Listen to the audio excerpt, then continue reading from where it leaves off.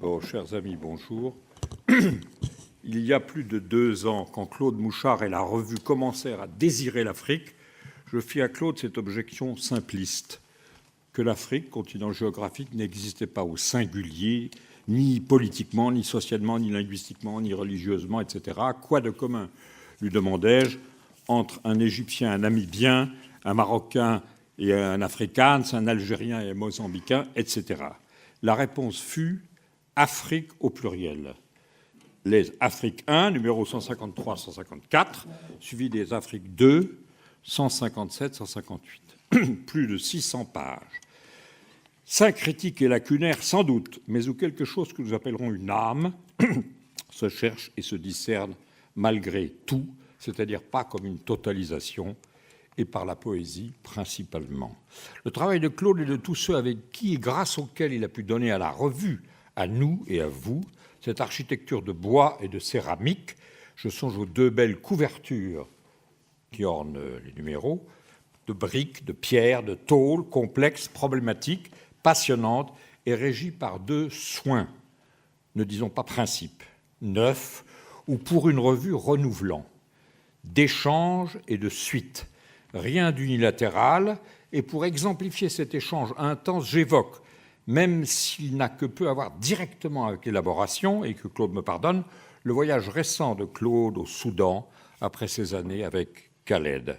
Quant à la suite, au devoir de suite, il consiste en relais d'un numéro à l'autre, en la suite dans l'idée, en la reprise, en le revenir sûr, dialoguant, en enchaînement, conséquence et continuation de l'entame. Réouverture incessante, avec travaux, chantier ouvert au long de la vie de poésie, notre esperluette se dilate, s'augmente, expansion de la lettre, si j'osais ici citer Mallarmé. Sans doute nous avisons-nous de ce qui manque pour que ne défaille pas la conscience d'une fidélité à tenir d'Afrique 2 en Afrique 3, 4. Les axes de recherche et de rencontre ne manquent pas. J'y ai fait allusion, linguistique, ethnique, économique, etc. Sans omettre ceux qu'une revue de papier ne peut pas ne pas mal ou insuffisamment traiter.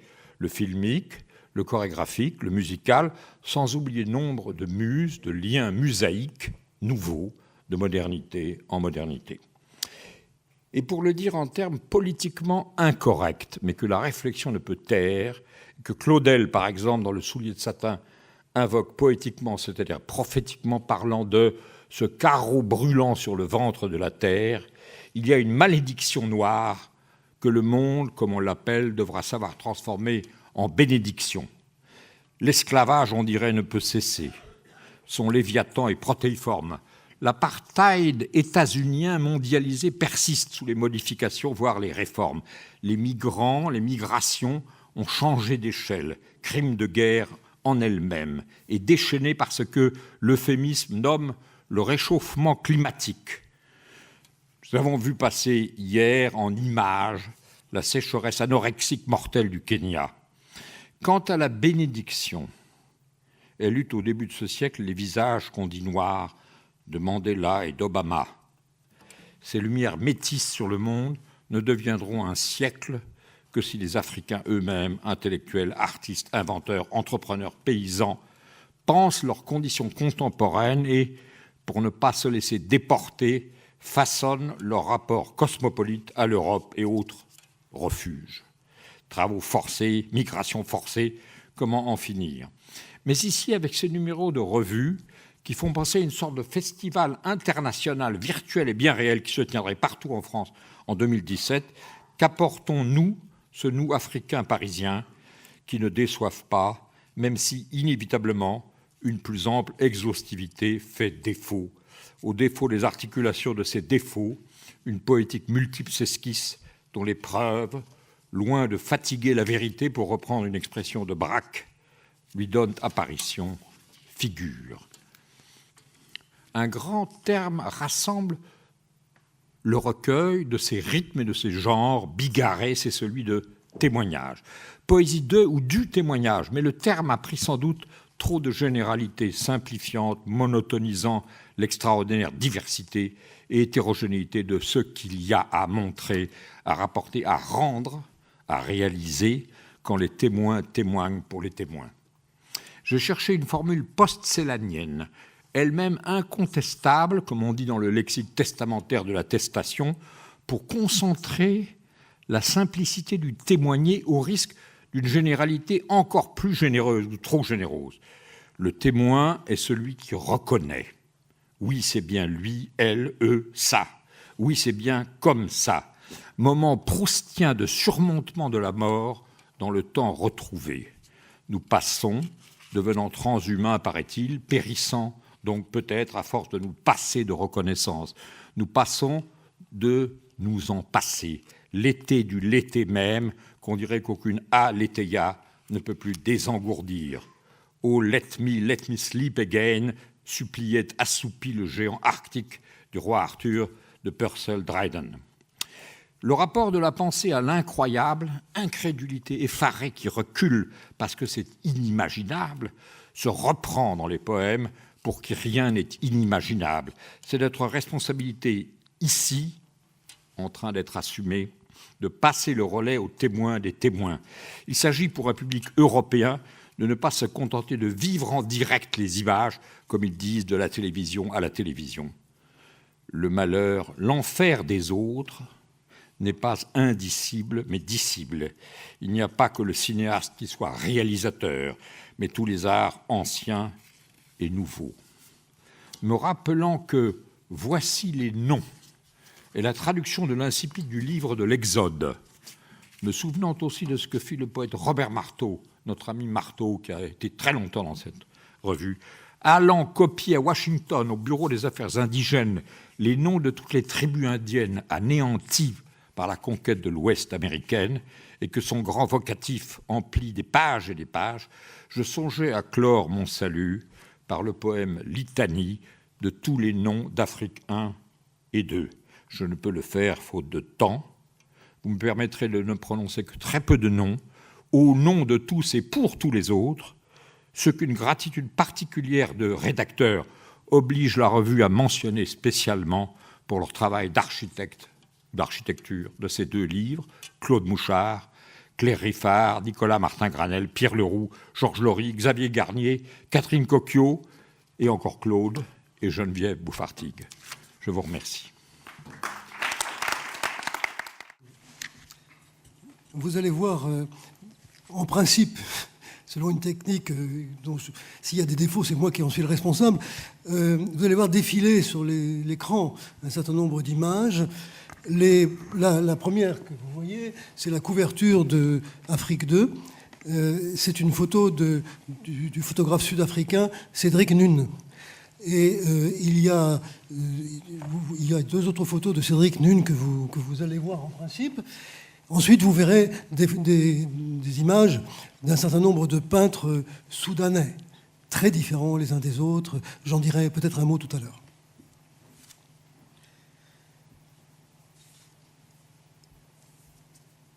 « 21 juin 2015. Texte destiné aux politiciens ignorant la situation des réfugiés et à tous ceux qui ne savent rien de nous.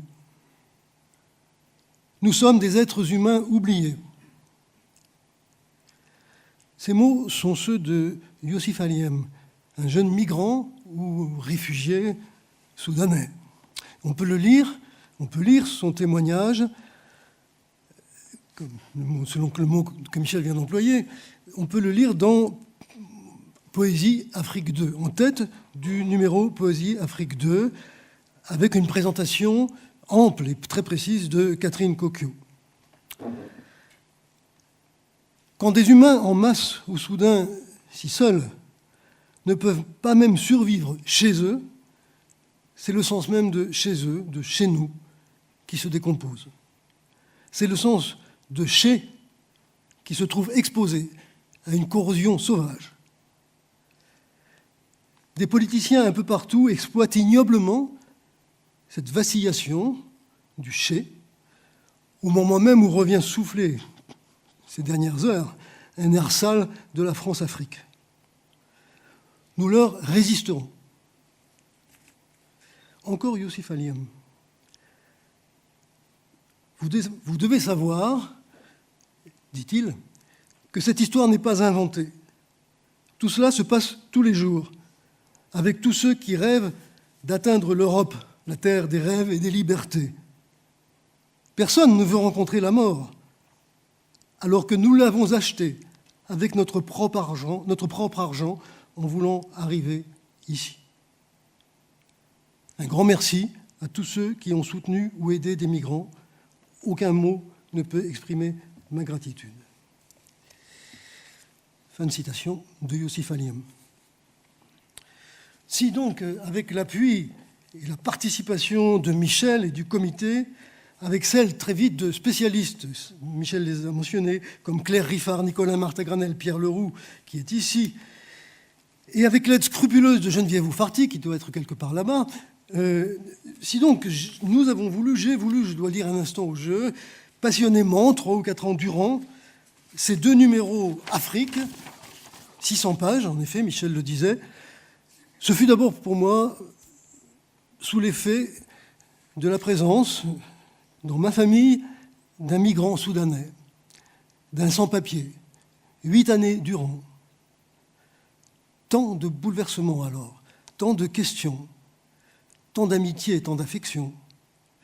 L'ami, Khaled, est mort brutalement chez moi, devant moi.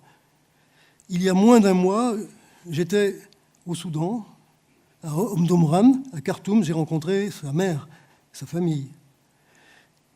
Il me faudra des mois, des années, pour tirer des conséquences effectives de tout ce que j'ai reçu de parfaitement inattendu là-bas. Je lis encore un peu Youssif Aliem. J'ai écrit ce blog pour que les gens sachent ce qu'est le voyage de la mort, c'est le titre de son témoignage, pour qu'ils sachent comment certains gouvernements traitent les migrants d'une manière injustifiable. Je ne parlerai pas des pays africains, cela prendrait des années de les décrire, et veuillez excuser mon mauvais anglais, son témoignage est traduit de l'anglais. Personne ne sait ce que les migrants ont traversé pour arriver jusqu'en Europe. Et même si quelqu'un le savait, il ne pourrait se mettre à notre place. Je ne souhaite à personne de ressentir ce que nous avons ressenti. Youssif Aliem, en dépit de ce qu'il peut sentir ici, en Europe, en France, dans la France d'aujourd'hui ou dans l'Europe d'aujourd'hui, Youssif Aliem déclare « J'y suis, j'y reste ». Espérons qu'il y ait aujourd'hui avec nous des gens d'une pareille force. Écrire pour Youssif Aliem libère en effet de la force pour rester ici, parmi nous. Nos deux numéros Afrique ne sont en rien une totalisation ou un bilan. Par eux, nous sommes dans un en même temps ouvert de tous côtés. Nous sommes dans l'avec, dans l'incirconscriptible, ou dans cet universel latéral que le philosophe d'origine camerounaise Bidima, dans Critique, reprend de Merleau-Ponty. Oui, nous sommes dans l'universel latéral ouvert de tous côtés, avec l'Afrique, avec les Africains, avec des auteurs écrivant en Afrique ou ailleurs. Nous continuerons ces 2 numéros, Michel y a fait allusion, nous continuerons ces 2 numéros de poésie, nous utiliserons le site avec notre ami Henri Housset. Et voilà, parmi tous ceux avec qui nous désirons continuer, avec eux, vraiment, le mot de « avec », je lui donne toute sa force, 3 sont par chance, et on les remercie ici, Dorcy Rugamba, Sinzo Anza et Habib Tengour, qui est encore assis là-bas. Voilà. Et c'est ainsi que nous allons commencer. Tiens. Merci. Alors j'ai la difficile tâche d'être le 3e à introduire, donc je reprendrai juste quelques points très rapidement. Comme l'a dit Michel Deguy tout à l'heure, effectivement, il y a une chose qui est importante et qui est d'ailleurs à la mode en ce moment et qui revient, c'est le pluriel, utiliser le pluriel pour parler d'Afrique. Ce qu'on trouve donc dans les 2 numéros que nous avons consacrés à ce travail. Et il semble, ce pluriel, particulièrement important pour décrire ce que nous avons essayé de faire, et ça me semble vraiment essentiel, car nous avons voulu présenter des choix, parfois des coups de cœur, mais, comme l'a dit également Michel Deguy tout à l'heure, à aucun moment nous n'avons prétendu proposer une anthologie complète et absolument représentative. ces choix plutôt, ils ont été guidés par un travail d'équipe, et je ne répéterai pas les noms, mais je pense que c'est important de le dire. Je parlerai donc plus de l'équipe que des individus par l'équipe manuscrit francophone de l'ITEM, donc qui a été à l'origine du programme avec Claire Riffard, Daniel Delas, Nicolas Martin-Granel et aussi Hervé Sanson, bien sûr, qui a joué un rôle très important. Et voilà, il y a d'autres projets de l'ITEM qui sont en route, qui ne concernent pas forcément l'Afrique, qui vont concerner André Schwarzbach ou encore Aimé Césaire, et je pense que cette collaboration-là, à l'avenir, elle pourra sans doute apporter encore beaucoup de choses à la revue Poésie, beaucoup de découvertes et de nouveaux textes. Et ça me permet également de remercier à mon tour, puisque moi je ne suis pas un membre du comité de rédaction de la revue Poésie et je joue un rôle ponctuel. Et donc je remercie Claude Mouchard, Michel Deguy et tout le comité de rédaction qui m'a fait, avec Claire Riffard et d'autres, confiance pour travailler sur ce numéro. Pour en revenir à l'image de l'Afrique ou des Afriques dans Poésie, je voudrais insister sur un double refus, celui de l'essentialisme, de l'Afrique éternelle, et celui du catastrophisme. Pour une partie des auteurs que nous donnons à lire, l'affirmation de soi et l'affirmation de son identité passe en effet par une posture de refus qui est parfois violente. Je pense notamment à Dorsiro Gamba, qui, reprenant les classifications coloniales, parle de l'Afrique comme d'une constellation d'injures. Je pense également aux mots de Tchikaya Utamsi, réaction à la mort de Patrice Lumumba en 1960, qui résonnent encore pour nombre de poètes présentés dans la revue. Non, je dis non. La lune se veut ronde. Non répond non. Le ventre ne dit non. La pluie tombe à larges lames sur le champ déjà gorgé de sang. S'il faut dire non, il n'est pas question pour autant de se taire. Et dans ce numéro, comme dans le précédent, nous avons voulu rendre compte de la diversité des pratiques poétiques, artistiques et plus largement encore culturelles. Le football, l'utilisation des médias sociaux pour publier des poèmes, le cinéma nigérian et ses affiches peintes au Ghana sont autant de marqueurs d'un dynamisme que l'urgence politique, dont parlait Claude, même si elle est extrêmement importante, cette urgence politique ne doit pas faire oublier également cet aspect-là. Je vous remercie. Merci. Je vais prendre encore un instant avant que nous entendions Dorcy au Gamba. Je voudrais lire tout de même un texte du poète Soni Laboutansi, le Congolais Soni Laboutansi, qui fut pour moi une découverte éblouissante, et grâce à la magnifique édition de Claire Riffard et de Nicolas Martin-Granel, une édition complète des poèmes de Soni Laboutansi. Le Congolais, donc, mort à 40 et quelques années. Je vous lis ça. Si vide il y a, pourquoi ne pas essayer d'y mettre quelque chose? Pourquoi ne pas s'utiliser à exister? L'homme est trop beau pour qu'on le néglige. C'est vrai que je ne parle pas du petit collectionneur de plaisir, ni du petit monteur de vin, ni de l'encaisse opinion, ni du brouteur de slogans, ni de la machine à calculer les races. Je ne parle pas du truand culturel, ni du délinquant idéologique, ni du drogué tiers-mondiste. Je ne parle pas du candidat au néant. Ça nous dit quelque chose aujourd'hui, ça. Je ne parle pas du candidat au néant. Je parle du volontaire. Volontaire parce qu'en fait, la mention d'humain est à tel point crasseuse qu'elle n'appartient qu'aux volontaires. Volontaire à la condition d'humain. Qui veut, mais surtout, qui dit mieux? Poète, dites-vous? Mais le poète, qu'a-t-il de plus que les autres, sinon son entêtement? Il se nomme à traverser la vie là où la viande est ferme. Il se choisit à tirer les choses par leur nom. Bref, il parle, agit et respire à titre d'émotion. En cela, il échappe délicieusement au terrorisme de respirer. Il épingle le monde à sa manière de regarder. Pour moi donc, sont poètes tous ceux qui choisissent de traverser la vie par cet endroit qu'on appelle mention d'homme. L'écrivain de la poésie devient en conséquence un traître. Mais ce recueil, il parle de son propre recueil, n'est pas une quelconque forme d'écriture, c'est une façon formelle de nommer la vie devant cette éventualité tragique qu'on n'existe pas. Merci. Okay.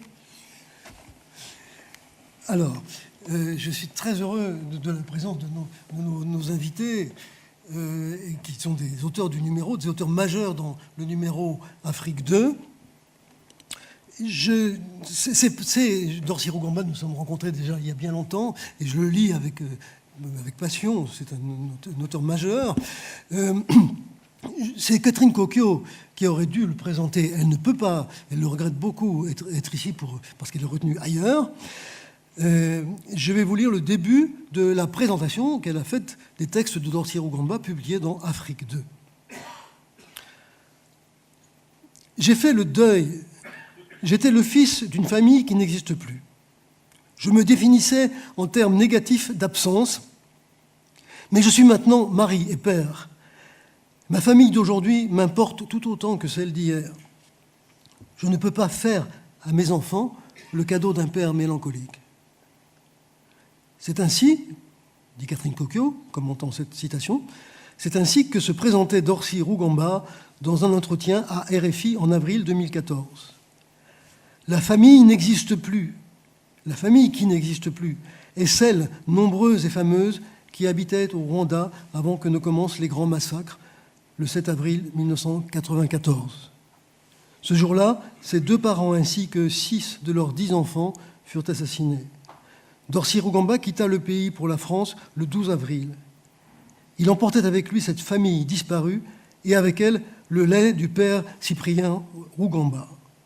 Homme étonnant qui, né en 1935 dans le sud du Rwanda, avait interrompu sa formation au séminaire pour faire des études d'histoire et de linguistique à Louvain et était devenu au Rwanda un intellectuel lettré, directeur de l'Institut de recherche scientifique et un artiste prestigieux, poète, musicien, chorégraphe. Il s'était reconverti à sa religion initiale en 1982 et, séduit par le renouveau charismatique, créateur avec son épouse d'une communauté Emmanuel devenue aujourd'hui l'une des plus importantes, il opposait son parti de Jésus au régime raciste d'Abiyarimana, incarnant la fine fleur d'une intelligentsia qui donnait forme spirituelle à sa rébellion. Il fut d'emblée ciblé et éliminé. Je vous laisse le soin de lire la suite dans le numéro poésie que vous ne manquerez pas de vous procurer. Et maintenant, Dorcy, si tu veux bien, on t'entend. Tu as besoin du numéro. Il y a 3 textes dans la revue. Je vais peut-être en lire 2 et puis on verra si le temps nous le permet, éventuellement le 3e texte. Le premier, peut-être le plus urgent, parce que la question des migrations est aujourd'hui dans le débat public, ici en Europe en tout cas, s'appelle Directive Retour. Ce titre correspond à une directive justement de la Commission européenne qui concerne toute une série de mesures qui sont prises actuellement pour ne pas utiliser des mots, pour emprisonner tout simplement des gens qui n'ont commis aucun délit jusqu'à 18 mois parfois. Il est dédié, ce texte, à l'inconnu, ceinturé au fond de cabine sur le vol SN 0203, Bruxelles-Dakar, du 19 décembre 2010. Le soleil sur ma porte frappe le seuil et se brise en morceaux. L'humanité n'est plus de saison. Voici, messieurs, les restes d'une vieille rente tombée en faillite. Tenez, gratos, je vous cède mon nom, ma date de naissance, mon état civil, mes amis, vos papiers, mes 40 printemps, ma dignité de père de famille, mes dernières illusions. Tenez, prenez mon corps fatigué de courir, jetez-le au loin. J'irai croupir dans l'angle mort de vos maximes, en pur esprit revenu de tout. J'ai échoué à vivre libre, juste comme un homme au milieu des autres, en anonyme comme n'importe qui. Mais voilà, je ne suis pas n'importe qui. Je suis une manne miraculeuse qui fleurit le long des côtes et rapporte gros les soirs de campagne. Je vis de mes gardes, de toutes les antennes je traque les signes. C'est que la haine est bien rentable. Je me tiens en alerte pour qu'au moindre souffle, Au moindre foufou de voile, au moindre fumée de sa pestilente haleine, je m'évapore. Je sais la reconnaître. Je pourrais la retrouver d'un seul coup d'œil au milieu d'un troupeau. Je connais désormais toutes les ruses et les multiples masques qu'elle interchange à loisir. Je connais la grande Samaritaine et ses larmes salées, sa main sur le cœur et son immense chagrin. Merci. Je connais le tribun à la mode, ses larges épaules et son verbe guerrier qui lui tord la face. Le justicier n'est jamais loin, le messie non plus. Merci aussi. Merci beaucoup, messieurs. Je marche seul désormais, les pieds nus sur la braise. Je tiens à sentir la plaie du siècle sur ma peau. Tenez, voici mes bras torsadés que la lèpre me couvre. C'est moi qui ne va pas, je sais. C'est mon histoire. C'est ma longue marche à travers les ronces. Je me débat depuis tant d'années sur tant de fronts de part et d'autre de la grande mer. J'ai connu la bête vorace aux mains creuses, les couteaux sous la manche, les sabots haut perchés, sa gueule d'amour. Je te connais faucheuse, ton goût immodéré pour le sang et les messes basses. Je slalome au milieu des effluves. Je suis, pour la croyance populaire, le loup-garou qui menace les hameaux. L'insécurité des villes, c'est moi. Le trou de la sécu aussi. L'insalubrité des grandes artères, le chômage endémique des années 90, ce serait moi également. Voyez, je suis bien mis, les pieds plantés dans la frondaison des âges jadis, qu'en sortant de l'enfance, l'homme se dressa sur ses pattes. Va. J'ai la gorge enrouée, le cœur léger d'une divine. Le soir, les cerfs de la nuit m'apportent une lame et je tranche. Vaillamment, je coupe dans le noir et je jette. Cadavre au milieu des ombres, j'accouche en silence. Regarde, ma main dessine un point. Je trace une ligne à l'horizon. Le ciel se détache des cimes. La rosée perle en gouttes épaisses. C'est une aube rouge. Le petit matin de l'Europe.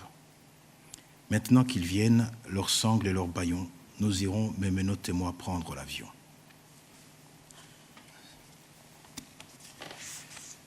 C'était le premier texte. C'est le premier texte, bien sûr. Tu continues? Oui, oui. Oui, vas-y. Si tu veux. En tout cas, j'ai entendu cette formule, une aube rouge, le petit matin de l'Europe. Oui. Ça m'a fait un peu frémir. Voilà. Tu as écrit ce texte en quelle année? J'écris exactement en 2010. Et c'est vrai, considérant cette question, moi, je suis arrivé en Europe dans des conditions très confortables. À une époque où peut-être la tension n'existait pas à ce point. Donc j'ai pris l'avion comme tout le monde, je suis arrivé à Paris. Je crois que dans une semaine, j'avais déjà mes papiers. Et je ne pouvais pas intégrer corporellement, en fait, ce que vivaient ces gens, en fait, qui sont arrachés d'ici et déportés.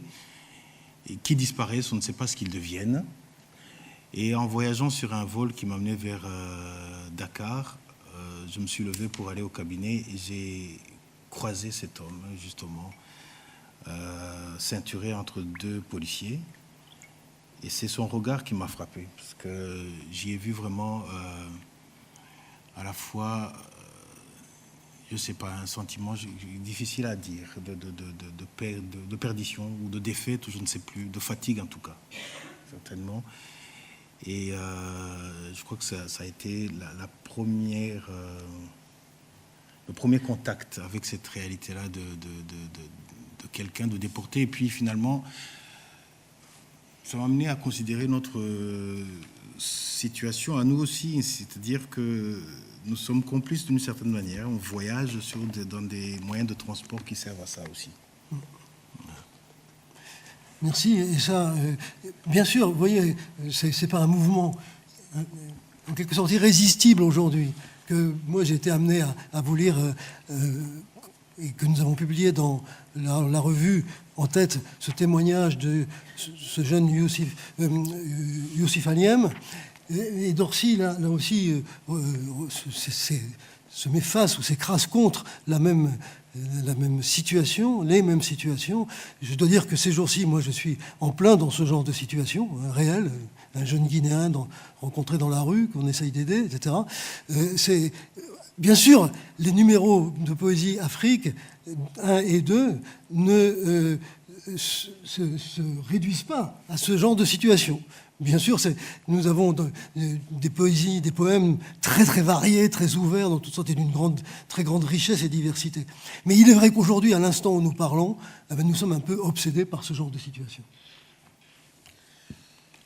Le deuxième texte que j'aimerais vous lire, en fait, je l'ai écrit quelques années après, et considérant en fait ce qui s'était passé au Rwanda. C'est le dernier chapitre, si on veut, d'une pièce qui s'appelle Bloody Niggers, qui a été produite par le Théâtre National en Belgique. Et si j'ai évidemment ici, effectivement, il n'y a pas le pluriel des Afriques, c'est le singulier, mais pour faire le deuil d'une certaine Afrique, en tout cas qui nous colle à la peau, qu'on aimerait ne plus jamais revoir. Et c'est une prière totalement païenne et sauvage et aux morts, à la mort de cette Afrique-là que j'aimerais voir advenir, en tout cas. Ça s'appelle Kaddish pour l'Afrique. Drapée de mousseline, l'élu se balance, vaporeuse au-dessus des abîmes. Dieu, qu'elle est belle toute fardée de chaud, toute corsetée d'innocence, canine limée, Dieu, comme elle danse, comme elle roule ses billes au son des vivas, hurrah, comme elle gigote là-haut, hurrah, si joliment pendue, hurrah, Hosanna au plus haut des cieux.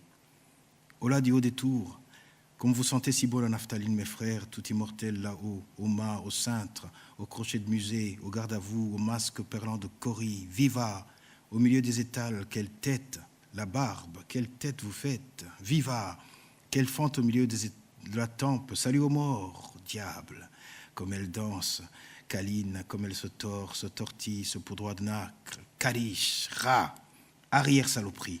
Ouste répugnante bestiole, tiens, de la lèpre poutélipe, tiens, de la scarlatine, paf, crève pouilleuse, crève dans tes hardes, dans ta solide camisole, voici pour ta panse et tes lourdes mamelles et tes palmes rouges du mercure, bois, rince ta bouche afteuse, bois cette tourbe gorgée de tripes de merde, mire-toi la tasse dans la vase de terreau, bois, lave ta sale gueule de momie, épouse le rivage, voici la mer, voici des radeaux dans la rade, vogue, tiens, des vivres pour la route, des clous, des crachats pour ta bouille d'ange, toi, des copeaux qui voltigent, de la morve, d'énormes matrones regards ahuris, ou des crânes d'hosties rondes sur des échasses, des coups, des baffes, des croque-merles, des ventres mous, crève de mort affreuse, oui, de ta stridente musique de la fin des temps qu'on en finisse, oui, vas-y, de grâce, oui, crève, crève pour de bon.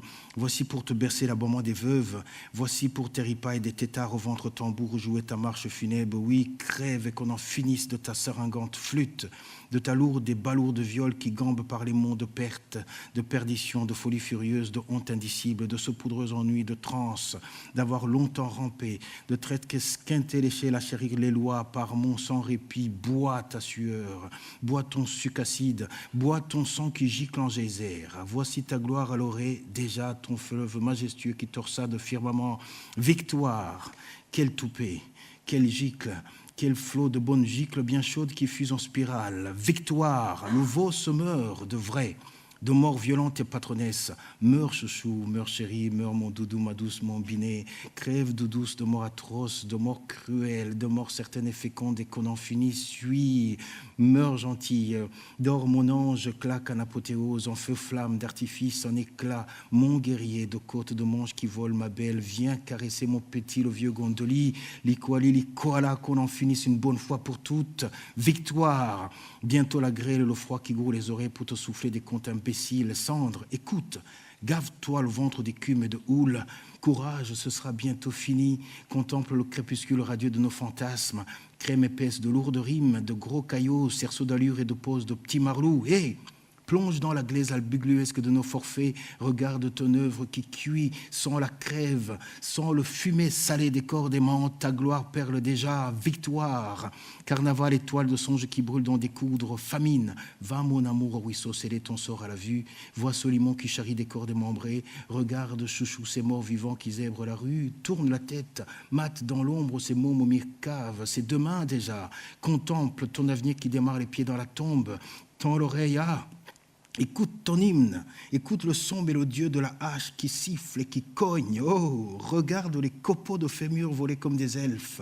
Victoire, Écoute le Styx qui ronfle, qui moule la sainte journée de méchante amertume, torrent de cadavres d'hommes et de chiens, repères de brigands, litières cerclées de pourpre, bouquets de fléaux, mille et une nuits blanches de vie noire, de tourments, magma de chair et de bris, traces qui sointent de poux, de pu, de ne plus en pouvoir, de petites et grandes laideurs, de sombres affaires, cortège de larmes sonores, cris obscènes de coups secs, de hurlements, de ricanements d'hyènes, de ricanements tout court, ah, misère, ah, famine, qui s'énerve, qui n'en peut plus, qui crève d'en finir, d'en venir aux armes s'il le faut, ah, et puis merde à la fin. Au mur, c'est les rats. En face, cannibales, tous dans la lunette qu'on vous limace, monstres marins, monstres à bedaine, monstres à crochet, aux étals, tous tels que vous êtes, aurore écarlate, sève salpêtre, oui, salve semeuse, salve sésame, salve accoucheuse, salve chimistrale et plantureuse, foyer de mèches qui brille de mille fièvres qui traînent, nous entraînent en vrille de rime en dérive à dérive, reptile amiral qui court de cave en cave, qui gonfle, qui bulle, qui boue, qui source amère, gorge, gorge canon, bouche, bouche boulée, langue, lave incendiaire, ventre, Vésuve de bile, de bave, de pisse, de morve, de larmes, de sueur, de sperme et de sang. Merci beaucoup, Dorcy. Il faudrait évoquer suivre Dorcy avec toute la puissance de son œuvre, en particulier théâtrale, comme vous l'avez entendu. Mais nous suivons notre cours de séance, trop courte, malheureusement. Alors, Eddy, c'est toi, je crois, qui est prévu. Eddy va nous lire le début d'un grand poème du Sud-Africain Mongane Wally Serote, que Eddy et moi avons traduit. Tu y vas.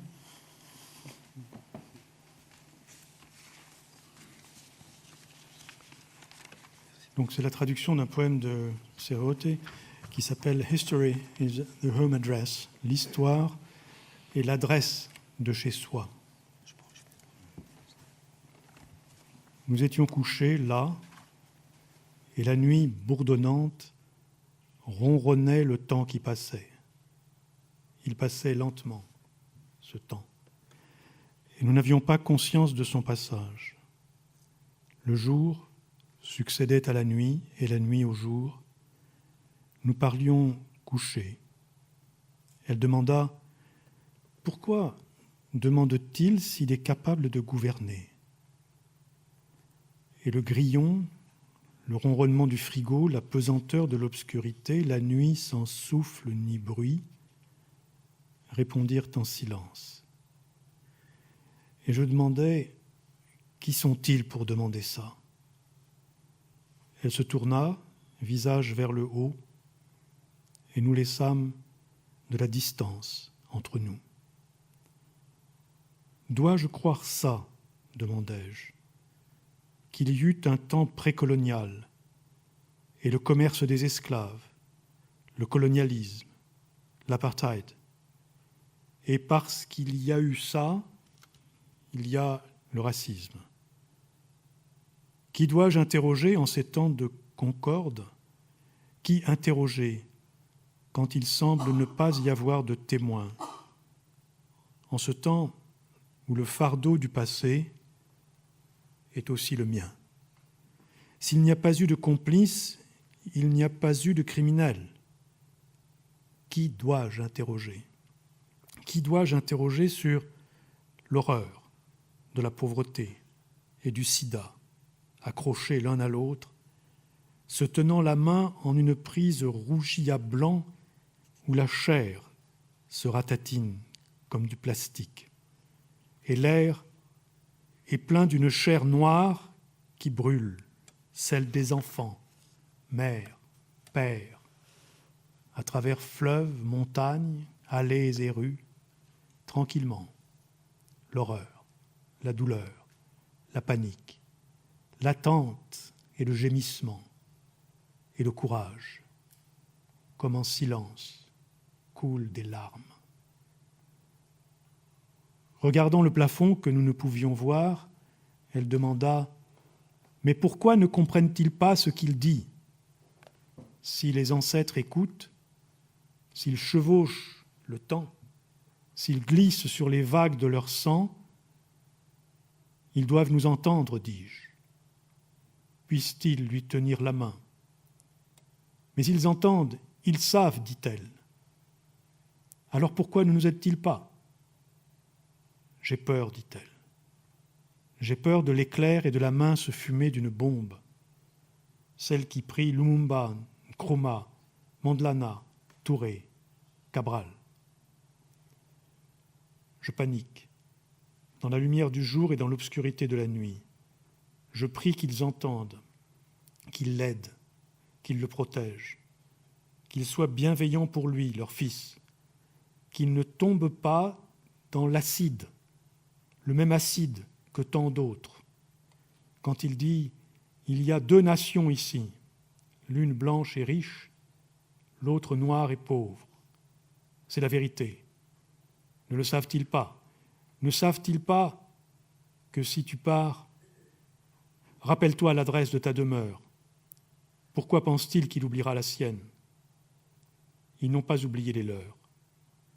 De qui parlons-nous? Demandai-je. De qui parlons-nous? Demanda-t-elle. Elle se tourna face à moi et ses seins me touchèrent, ses cuisses me touchèrent. Sa chaleur se mêlait à la mienne. Elle prit mes cheveux, fit courir sa main sur mon visage, mon cou et ma poitrine.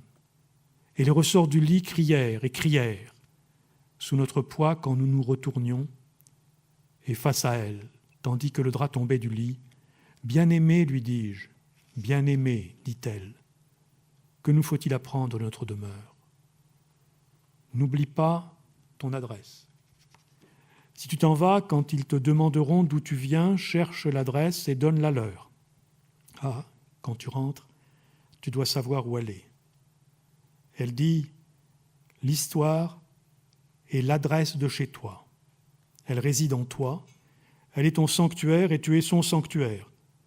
Si tu ne la connais pas ou ne t'en souviens pas, si tu la rejettes, alors c'est comme entrer dans le désert, où il n'y a que sable et sable et sable, dit-elle. Je sais, dis-je, c'est cette histoire qui est jusque dans la tombe. Elle est dans l'esprit, elle est dans le sang, elle est dans la tranquillité du vent et de la brise, et dans le calme des océans. Elle réside partout, dans la pauvreté de la chair et la pauvreté de l'esprit. Une pauvreté, mon bien-aimé, qui ne se contente pas de ronger. Elle dévaste même la chair, la réduit en cendres comme un acide. Elle est ici comme un fardeau pour notre mémoire. Elle s'accroche à la vérité pour l'achever. Ces langues, qu'elle parlait comme en délire, firent passer une stridence de panique dans mon échine et se mouvoir les poils sur ma chair comme des fourmis.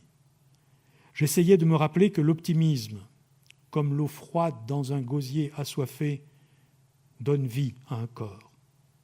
Et je dis, nous vivons en un souvenir pour toujours. Et le souvenir est tout ce qui reste quand nous nous en allons. Et elle dit, crois-tu que les ancêtres soient là, regardant, écoutant, parlant, soutenant, conseillant et guidant, et que si on se met à leur parler, on amène à soi mémoire et temps et distance? Le crois-tu? Mais je dis, tu as demandé avec chagrin s'ils entendaient, s'ils nous voient, s'ils se souviennent de nous. Pourquoi? Si tu crois, pourquoi douter? Ne sont-ils pas ton adresse? N'ont-ils pas fait que tu t'en ailles par ta naissance? Pourquoi devenir incertaine? Ne t'en vas-tu pas? Te rappelles-tu l'adresse de chez toi et que les attaques, le diabète, les crises cardiaques, le cancer, tout ce qui tue, a emporté les générations d'avant toi? Crois, dis-je, non parce que ce qui n'a pas de fin est menaçant, mais parce que les tribulations sont une épreuve de force. Le commerce d'esclaves, le colonialisme, l'apartheid sont comme un acide où la chair fond en poussière. Écoute-moi, je t'en prie, dis-je, cela, l'adresse de chez moi est presque une traînée sanglante, presque comme rien. Je plisse les yeux pour la voir. Elle soupira, Elle se pelotonna. Le silence tomba sur nous, flottant tel un brouillard dans la chambre. Dans la chambre obscure, la pensée, la mémoire peut chercher et chercher. Elle est aussi forte qu'un tronc d'éléphant, mais elle est également fragile comme une coquille d'œuf. Elle est la cage de la vie, connaissance et pensée, et conscience. La mémoire est une particule du temps, et elle crée la vérité.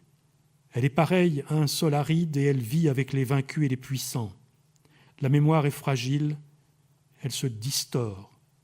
Quand le temps, comme une bombe, explose sur elle, alors la mémoire devient nue comme un sol en ciment, jusqu'à ce que la végétation pourrisse et que le ciment cède et que hommes et femmes se mettent à dire que de la fumée monte de choses en combustion et ils cherchent. La mémoire se tapit.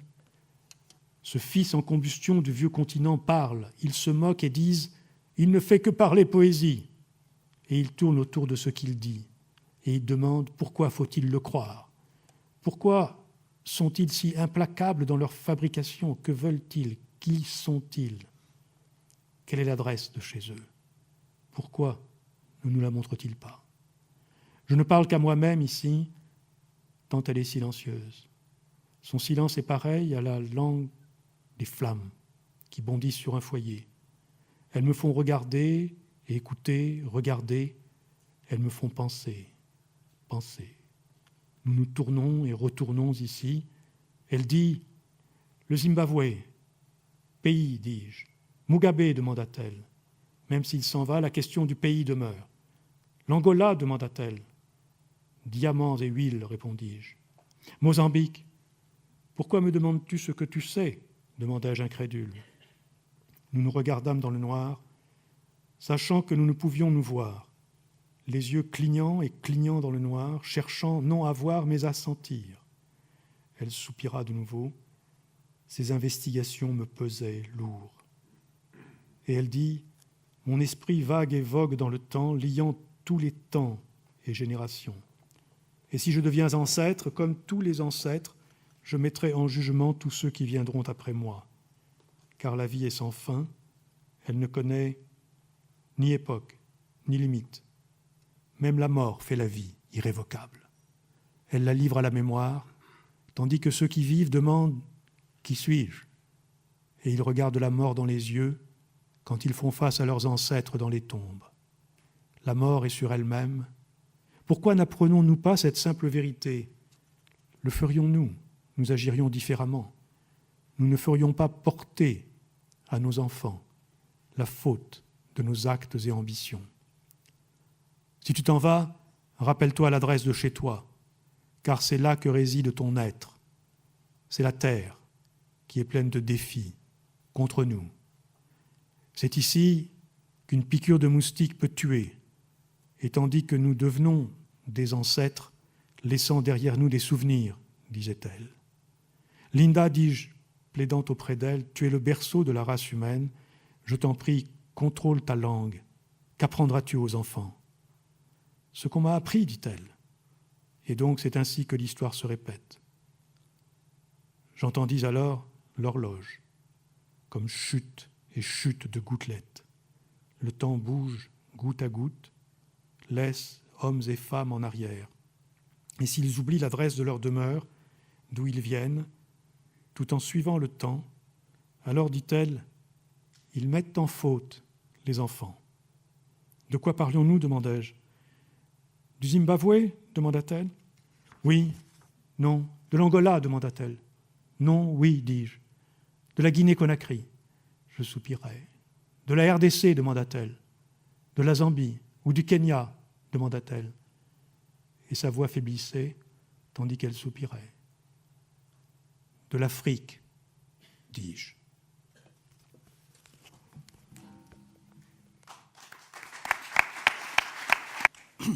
Oui, le grand Mondgane Wallis Serote, sud-africain, est pour nous une place majeure dans ce numéro Afrique 2. C'est l'occasion, à propos de l'Afrique du Sud, de saluer l'ami Denis Searson, qui a tellement si richement contribué au numéro Afrique 1. Salut Denis. Voilà. J'avais l'intention de vous lire un fragment de poème du Soudanais Al-Sadiq Al-Radi, né en 1969, qui a vécu son enfance à Omdurman. J'étais il y a 3 semaines à Omdurman précisément. C'est une des expériences les plus incroyables et déstabilisantes de toute ma vie, je dois dire. Eh bien, Al-Sadiq Al-Radi, je voulais vous le lire avec un ami. J'ai traduit certains de ses poèmes dans le numéro avec un ami marocain, donc arabophone.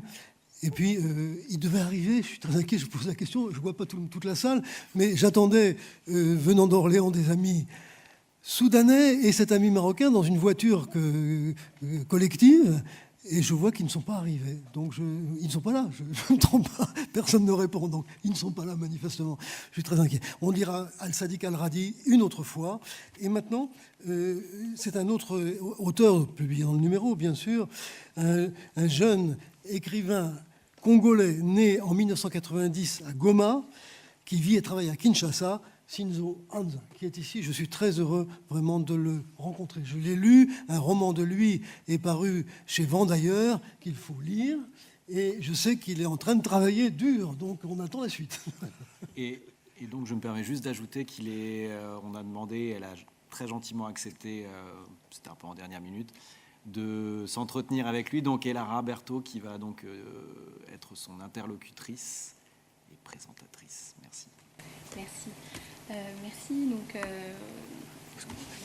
pardon, le micro. Donc Sinzo Anza a publié en 2015 chez Vendailleurs Généalogie d'une banalité, qui est un roman magnifique. Et donc aujourd'hui, nous, tu vas présenter Ngwaki pour Kiripi. Je te laisse la parole. Bonsoir.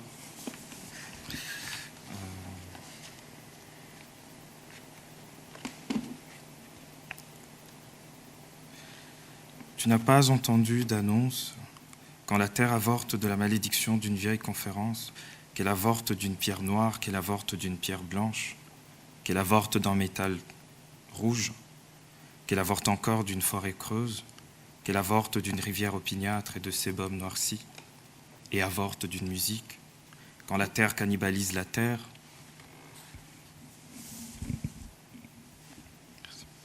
quand la terre cannibalise la terre, que les cœurs encore battants deviennent pierre ou poussière, que la poussière devient pierre ou cœur ou poussière et poussière.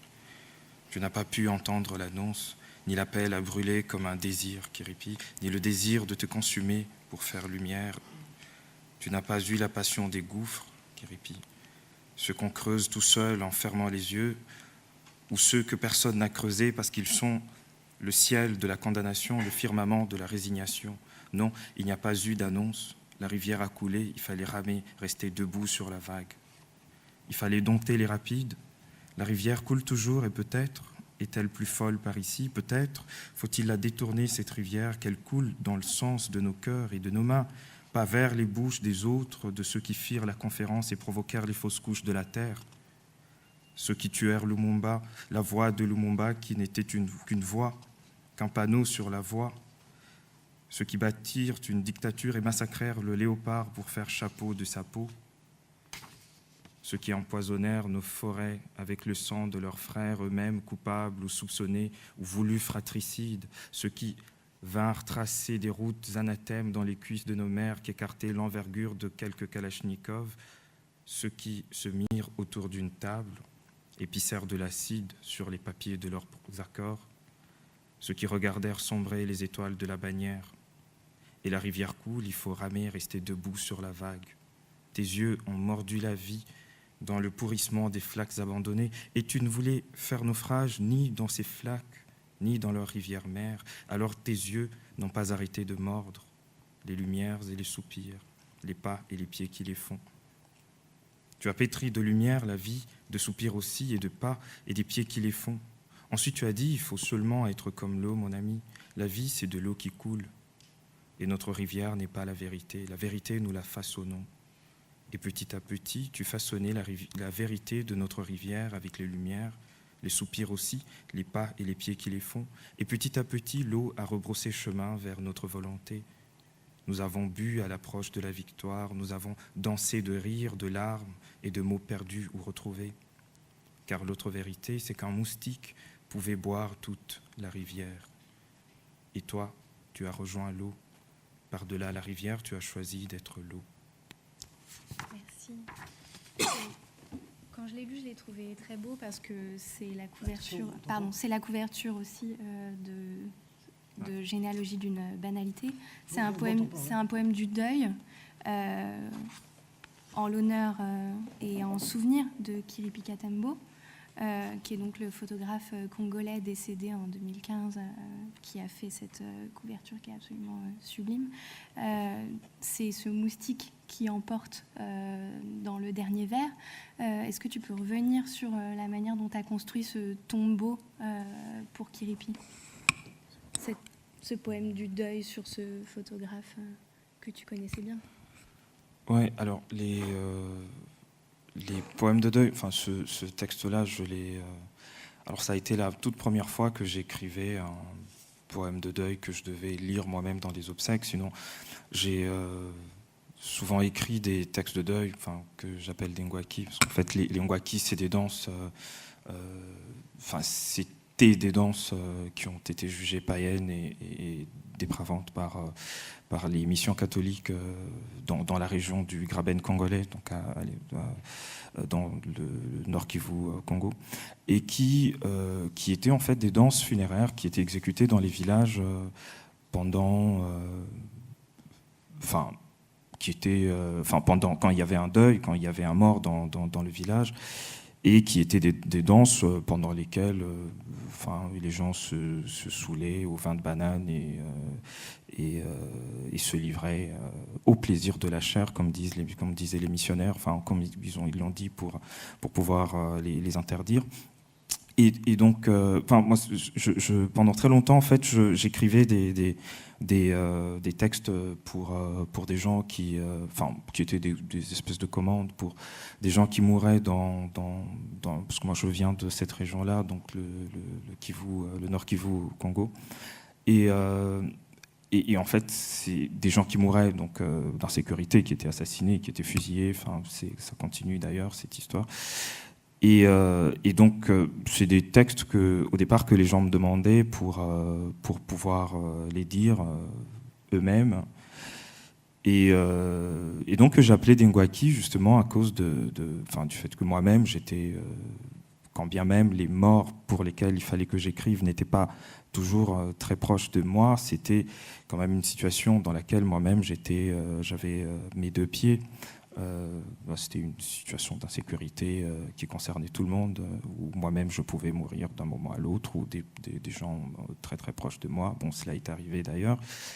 Et en fait, le ngwaki, ce qui m'intéressait justement dans le ngwaki, c'était l'insolence de cette danse-là, parce que le deuil, c'est censé être un moment de sacré, où on a affaire à un mort, donc c'est un moment quasi religieux.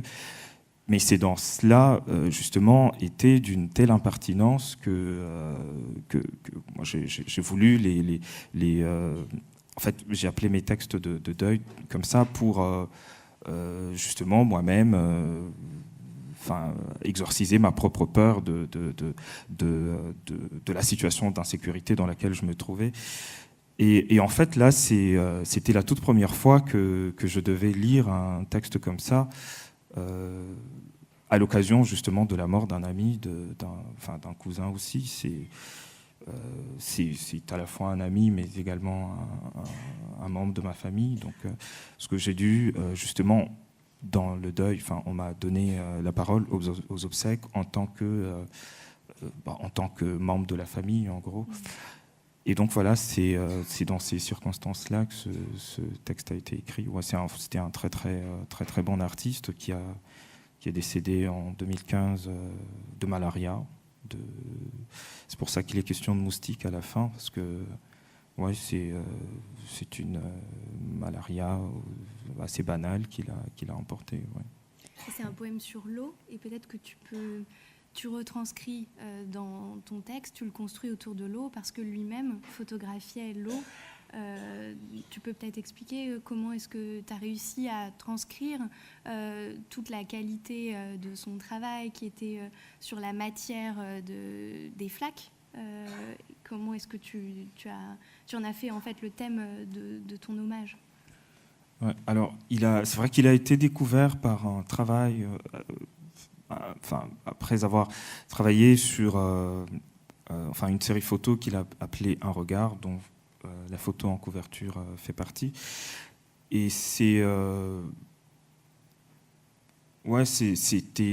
en gros, il a photographié la ville de Kinshasa dans les flaques d'eau abandonnées par les pluies, dans les rues. C'est un très très beau travail que je vous recommande, une très très belle série photo. Et en fait, non, en fait, le rapport à l'eau là-dedans, c'est également un rapport justement aux moustiques et à la malaria, parce que les moustiques justement nichent souvent dans des endroits comme ça, dans des eaux abandonnées ou voilà, et je trouvais ça justement quand j'ai écrit ce texte et même quand il est décédé, un peu avant, même quand il était très malade, le rapport justement entre ces flaques d'eau comme manière d'observer la ville ou le pays et le fait que c'est des niches à moustiques. Je trouvais ça terrible qu'il ait fini finalement, qu'il ait fini par tomber dedans, parce qu'en fait, la plupart du temps, il y a ce texte commençait par Just be the water, my friend, ou Just be like the water, my friend, qui était un conseil qu'il donnait souvent à moi en particulier, mais je trouvais justement ça curieux, c'était perturbant en tout cas qu'il ait été emporté justement par un moustique, par la malaria, justement en considérant que la malaria est souvent nichée quand même dans ces flaques d'eau dans la ville. Ouais. Le deuxième extrait, c'est le dernier. Est-ce que tu peux le lire, celui-là? D'accord. Parce qu'il a fallu semer les mots maladroits qui jaillissaient de nos lèvres, parce que nous savons le dit du cœur qui bat trop vite, parce que nous nous méfions de l'odeur du sel dans la sueur refroidie, du sel dans la larme et du sel dans les autres fluides de nos corps livrés à la tourmente, parce que le vin de banane fermente plus vite que la parole, parce que nous ne sommes pas devenus les prêtres d'un Dieu qui ne nous connaît pas, parce que toi, tu n'as pas ouvert la bouche, parce que tout le monde se moquait de ce que tu avais à dire, parce que moi, je me souviens de ton rire d'écureuil qui me faisait rire.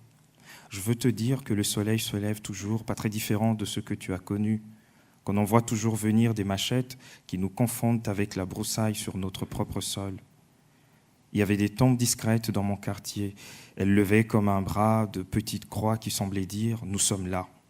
Je t'avais dit qu'on enterrait les gens à la hâte pendant les batailles. Tu m'avais dit que les tombes de la guerre, personne ne savait où elles étaient dans ton village, et qu'on ne pouvait plus tranquillement pisser son vin de banane dans les bois comme derrière sa case, sans crainte de profaner le repos d'un voisin.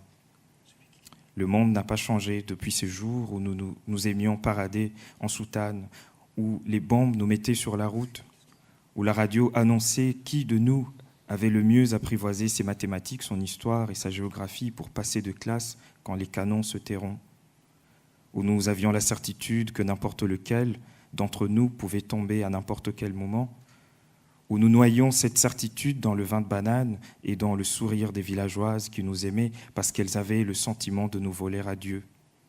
Akili, j'ai passé la nuit à refouler ton rire d'écureuil abîmé par l'éclat d'une machette. J'ai passé cette nuit-là et d'autres avant à me demander ce qu'elles ont vu, les machettes, dans les bouts de toit éparpillés sur le sol. Ah, mon ami, mon frère, sommes-nous vraiment si peu de choses ? Les mots ne sont pas assez mûrs et peut-être ne le seront-ils jamais pour dire Gervais Kombi Akili alias Mousseroumé est mort découpé par les machettes rouillées. Pour le dire à peu près comme ça, La parole jaillit comme en rote, mon ami, maladroite, grossière, mais franche, mais franche. Cette terre vaut-elle ton rire d'écureuil? Cette terre prostituée vaudra-t-elle jamais ton petit doigt levé au ciel quand tu avais une idée et que tu parlais sérieusement? Ta chevelure duveteuse ou ton rire d'écureuil? Le cœur qui bat très fort est la mer de l'ouragan, et cette parole est franche, mais franche.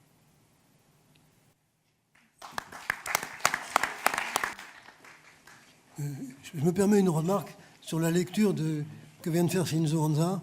Il m'a semblé que, à mesure qu'il lisait, plus il lisait, j'ai l'impression que sa voix, sa diction même, s'engendrait de son propre texte. Tu as changé de manière de lire de minute en minute.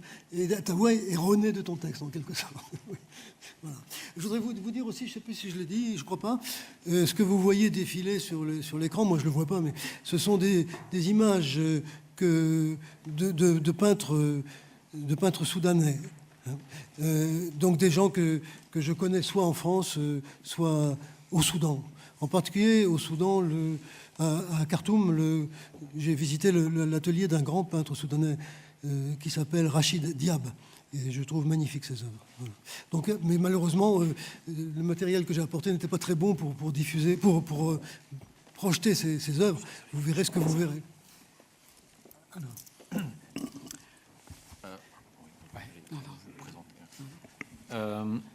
Donc je vais laisser la parole d'abord à Laurent Génie qui va nous parler de, alors je ne sais plus, des villes en tout cas, et je ne sais plus quelle ville vous avez choisi d'écrire pour aujourd'hui. Il s'agit de Johannesburg et de Kinshasa. Juste avant, Geneviève à l'instant me dit que les numéros de Poésie Afrique 2 sont arrivés, qui sont disponibles. Ouais. On va faire une danse, hein. On va danser. C'est un miracle, j'y croyais pas. Bon, ok. Bon, très rapidement, je voudrais dire quelques mots sur les voix, en fait, dans ces deux magnifiques numéros, Africain et Afrique 2. Et je voudrais commencer par une remarque toute simple, c'est que à travers toutes les voix qui s'élèvent dans ces pages, on ne parle pas de l'Afrique ou des Afriques, ce sont les Afriques qui parlent. Et ça change tout. Parce qu'elles ne parlent pas d'en dehors d'elles-mêmes, elles ne parlent pas avec un discours savant, mais elles parlent, peut-être que j'emprunte à Michel Deguy cet adverbe, géopoétiquement. Pour la bonne raison qu'elles ne peuvent pas se saisir autrement qu'à travers des localités éclatées, des langues proliférantes, des collages culturels impensables, des fonctionnements économiques dissociés. Elles ne peuvent pas parler d'un point de vue totalisateur et unifié, qui serait celui du savoir et de la maîtrise, parce qu'elles vivent un éclatement qui nous concerne tous. Donc il y a des voix très singulières, très fortes, très puissantes, très diverses.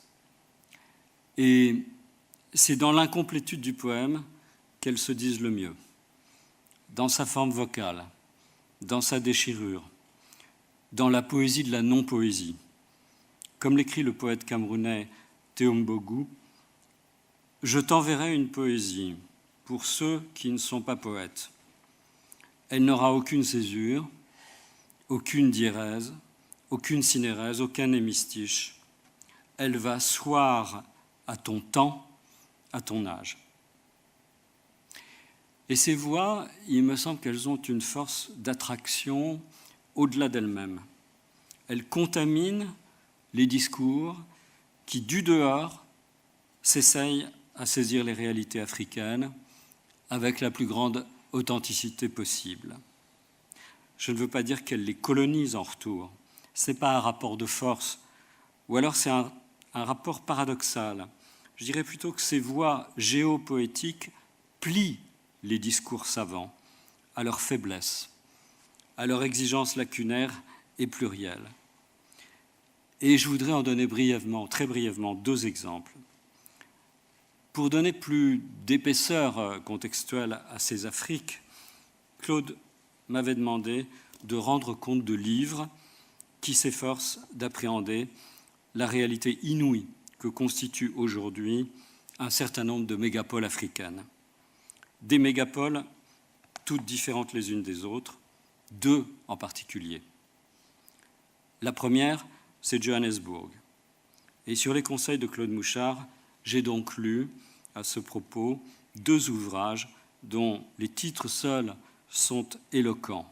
D'une part, Johannesburg, The Elusive Metropolis, de Sarah Nuttall et Achille Mbembe, 2008, et d'autre part, Not No Place, de Bettina Malcolmès et Dorothée Creutzfeldt, un livre de 2013. Ces deux livres mettent l'accent sur le caractère insaisissable, elusive, fragmenté, dissocié entre apparence visible et réalité souterraine, contemporanéité et cicatrice temporelle, misère et affirmation esthétique. Not No Place s'est même explicitement inspiré du livre des passages de Walter Benjamin. Les deux livres font se côtoyer des statistiques linguistiques, des considérations sur les résurgences de l'eau qui jaillit en pleine ville à partir du sous-sol inondé des mines abandonnées de Johannesburg, des descriptions du quotidien des malades du sida, des coupures de presse anciennes et des rappels historiques d'une baroque étrangeté. Les blanchisseurs zoulous qui, à la fin du XIXe siècle, ont adopté le turban de la caste des blanchisseurs indiens. Les Chinois, venus au début du XXe siècle et qui ont été reconnus comme, je cite, légalement noirs en 2008. Ou encore, en 2000, le complexe commercial de Monte Cassino, construit sur 8500 mètres carrés dans le style d'un village toscan, le tout entre les malls du sud et le bidonville au nord. La seconde mégapole sur laquelle Claude Mouchard m'a incité à m'informer, c'est Kinshasa. À travers le remarquable livre de Philippe Debec et Marie-Françoise Plissard, au titre lui aussi éloquent, « Récit de la ville invisible », livre de 2005. Il n'y a guère de ressemblance, ni historique, ni culturelle, entre Johannesburg et Kinshasa. Mais ce qui m'a d'emblée frappé, c'est que ce livre avait été lui aussi contraint à admettre, dès son titre, l'impossibilité de dominer la réalité urbaine et culturelle de Kinshasa. Ville largement immatérielle, naviguant dans l'espace entre topologie de la brousse et église d'Ancing, entre cimetière cannibale et commerce à ciel ouvert, naviguant dans le temps entre instantanéité mondialisée et interprétation post-apocalyptique du présent. Philippe Debec en a donc fait un kaléidoscope de reflets entre texte et photos, voix personnelle et montage surtout de nombreux récits. Il faut notamment lire les confessions des enfants sorciers, décrivant leur supposée vie cannibalesque dans l'envers nocturne et halluciné de Kinshasa. S'y mêlent aussi les paroles des chansons à la mode, les rumeurs du radiotrottoir, les récits des chasseuses de diamants parties en Angola au risque de leur vie. Comment imaginer qu'on puisse rendre compte de ce que Debec appelle très justement des hétérotopies? Il faudrait aussi dire des hétérochronies, dans la sérénité d'une prose unifiée et savante. Le livre de Philippe Debec se conclut sur les mots lucides de l'écrivain quinois Vincent Lubumé Kalimassi, qui font écho un peu d'ailleurs aux propos que tu citais à l'instant de Sonny Laboutancy. Il y a un vide qu'il faut combler.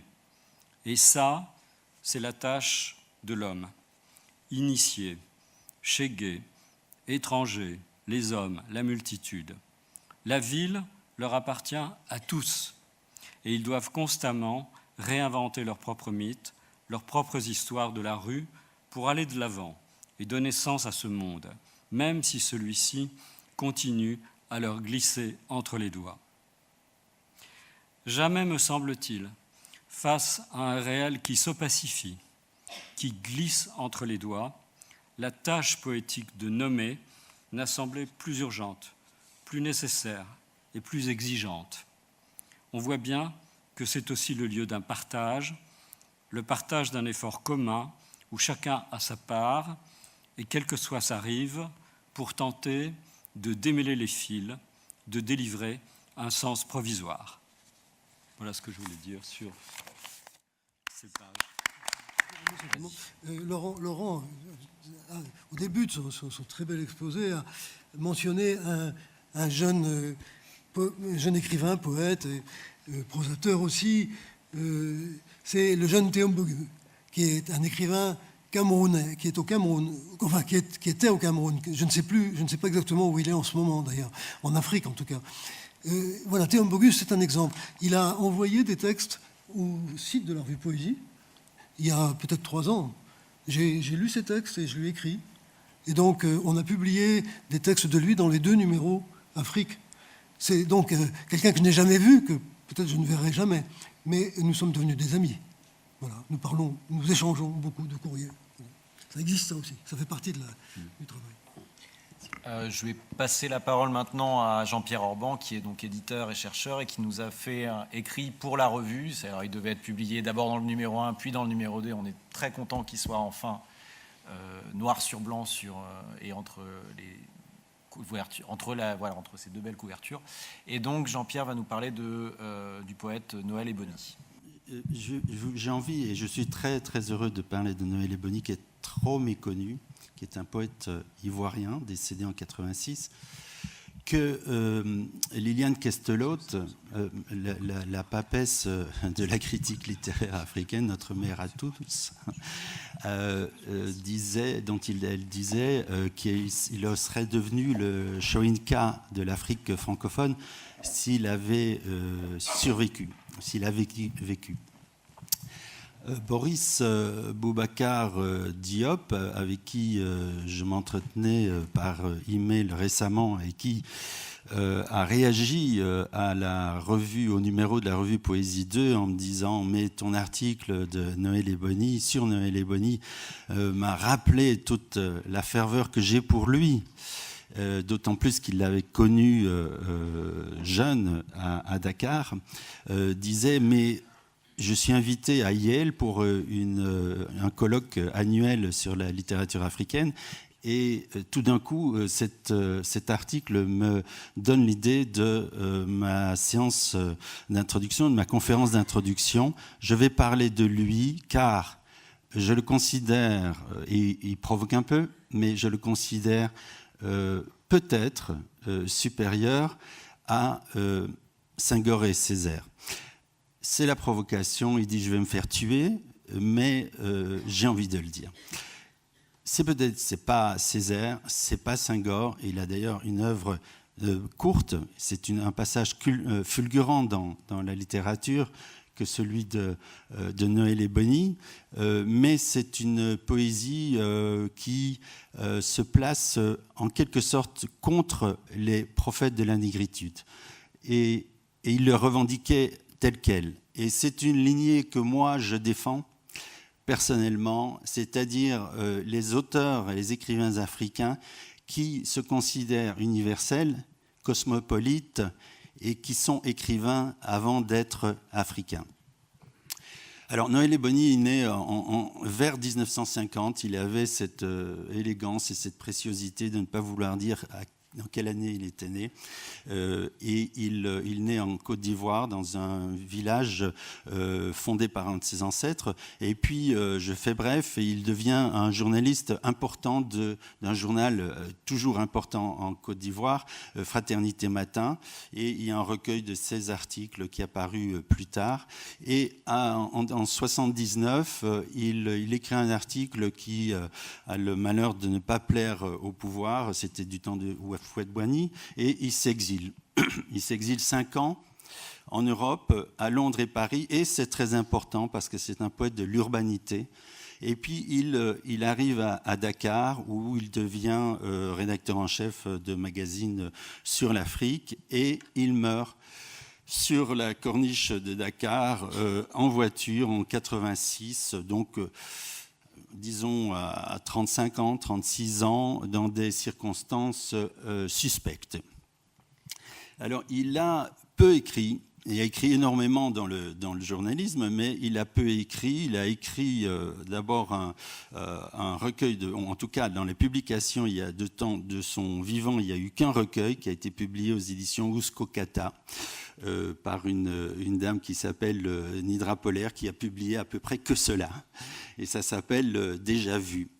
Et puis moi, à l'Harmattan, dans la collection que je dirigeais, j'ai voulu rééditer Déjà vu, et Nidra Polaire m'a donné un manuscrit, un tapuscrit inédit qui s'appelle Quelque part, et j'ai en quelque sorte rassemblé tout ce qu'il y en a sur la poésie de Noël et Bonny. Je vous recommande parce que c'est un très beau recueil de sa poésie.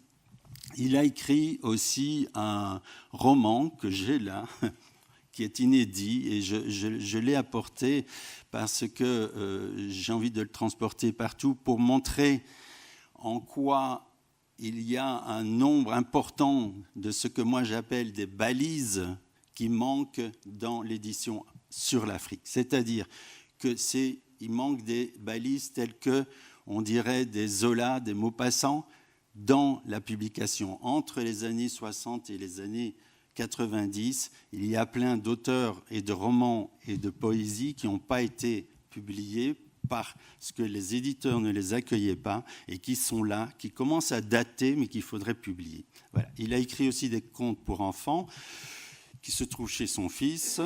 Et voilà, sa poésie est une poésie de la modernité qui, marquée des années 70, et qui est sous l'influence, plus, il le dit lui-même, plus de la bande dessinée, du jazz, de la musique pop, que de la grande poésie de la négritude, comme il disait. Alors je vais vous lire deux, trois petits poèmes très courts, vous allez voir. Je les ai choisis aussi pour leur accès, parce que pour la facilité de leur accès, et pour aussi les deux premiers pour les thèmes qui sont, je pense, très contemporains.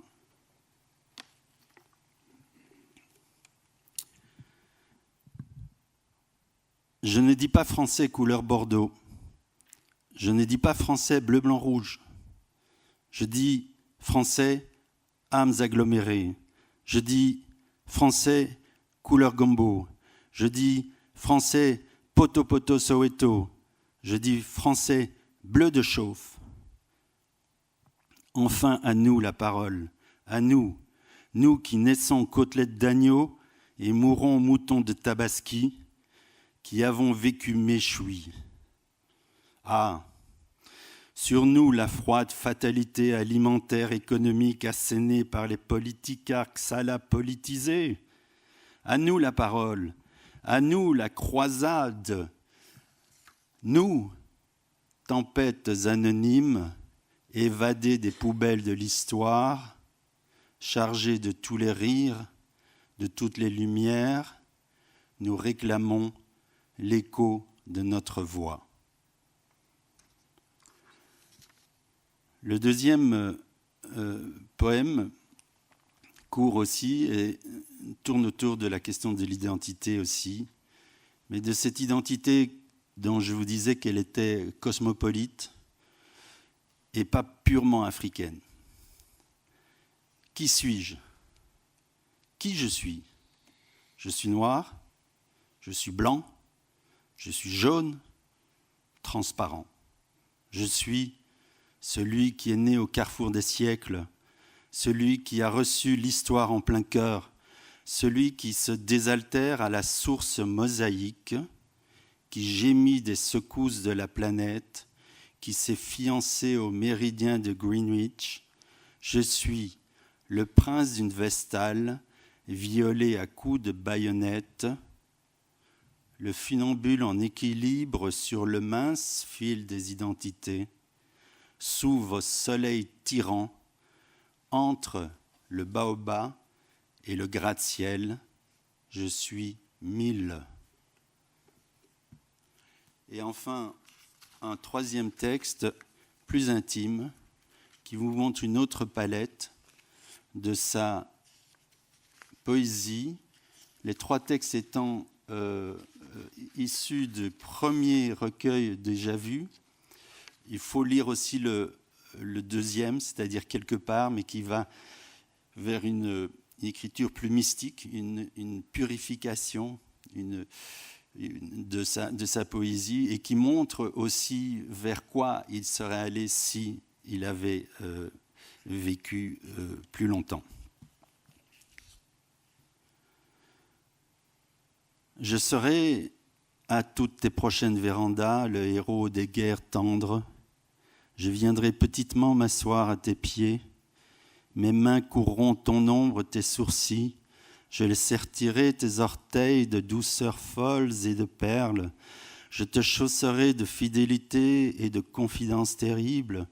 Je viendrai m'enfuir et te visser à mon chant. Je dirai oui.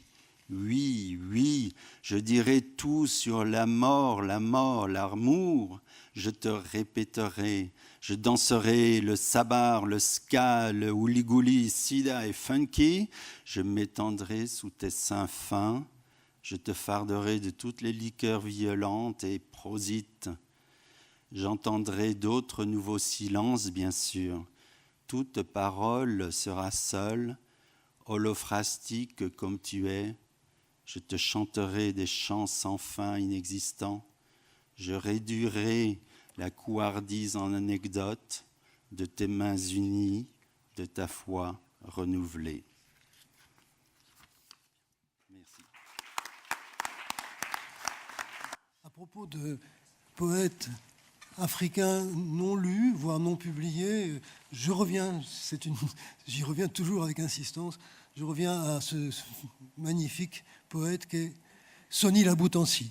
Il a été publié de son vivant en France comme romancier, il a été connu en France relativement comme homme de théâtre. Sa poésie n'a pas été publiée. Pour moi, il y a 3 ans peut-être, je ne sais plus, ça a été une révélation absolue. C'est un poète absolument majeur et on ne le publiait pas. Non seulement on ne le lisait pas, mais on ne le publiait pas, tout simplement. La publication de ces poèmes opérés par Claire Riffard et Nicolas Martin-Granel a été toute une aventure, en fait. Donc voilà, il faut faire très attention. Je crois que nous avons manqué des auteurs essentiels. Et je pense que effectivement l'idée donnée par Jean-Pierre de ces jalons manquants dans la littérature, et Jean-Pierre d'ailleurs à l'Harmattan entre autres fait un gros travail pour faire ressortir certains de ces auteurs, alors notamment avec les 1001 Bibles du sexe. C'est avant d'ailleurs, pardon, je me suis trompé de collection. Mais en tout cas, voilà, n'hésitez pas, enfin, on pourra peut-être mettre sur le site de Poésie quelques références des derniers de ces ouvrages qui sont des ouvrages qui ont pu être refusés à un moment donné et qui sont redécouverts aujourd'hui et présentent un véritable intérêt. Donc je pense qu'on pourra peut-être mettre sur le site de Poésie quelques-uns des titres publiés et édités par Jean-Pierre Ramban. Moi, je voudrais parler et lire très rapidement, avant de laisser la parole à Habib Tengour, quelques poème d'un poète alors pour lequel j'ai un faible pour des raisons un peu particulières, puisqu'il a été mon professeur de français au lycée et qu'il a donc été aussi la première personne qui m'a fait découvrir des textes africains, pas les siens dans un premier temps. Et voilà, il ne peut pas être avec nous aujourd'hui, il est il fait une lecture à Amiens, donc il est bien actif pour le Printemps des poètes lui aussi. Et voilà, je voulais lire quelques poèmes. Alors, on a parlé de Cosmopolite, on a parlé d'Afrique au pluriel. Moi, j'avais envie, avec Jean-Jacques Sewano Dabla, de vous parler et de vous faire entendre surtout un poète africain mayennais. Dans la revue Poésie, les textes qu'on a choisis sont des textes assez anciens qui datent de la fin des années 80, dans lesquels il retrace son itinéraire qui part de Togoville, son village natal, au Togo, jusqu'à son arrivée dans la Mayenne, en passant évidemment par Paris.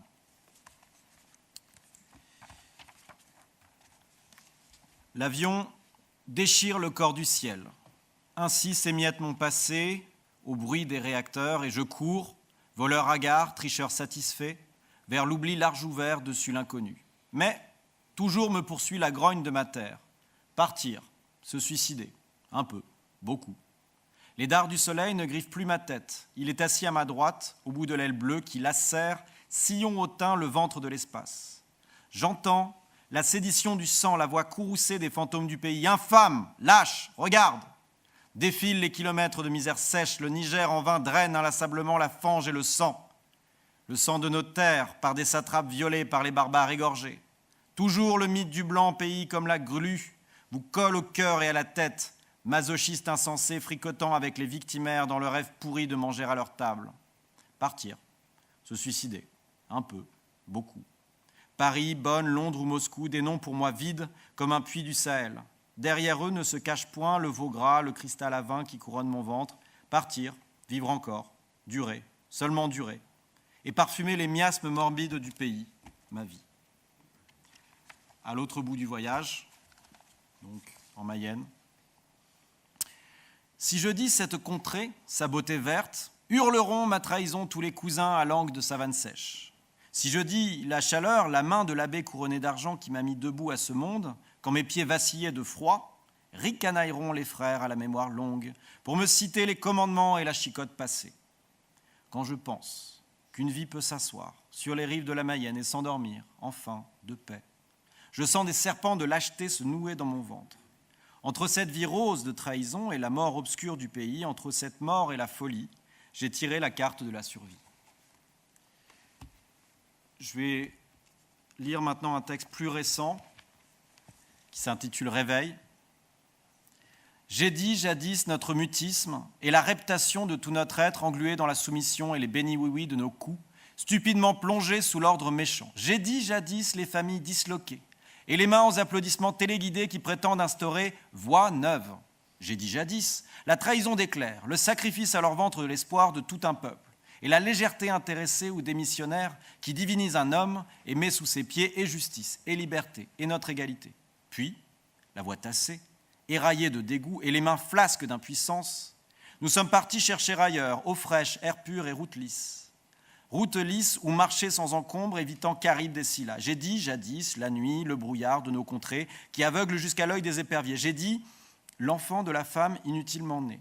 Et l'impuissance de ces jeunes lanceurs de cailloux contre le char, et la morte saison des idéaux et des rêves bleus d'horizons larges ouverts, et l'odeur fétide des renoncements et les reculottes de notre histoire.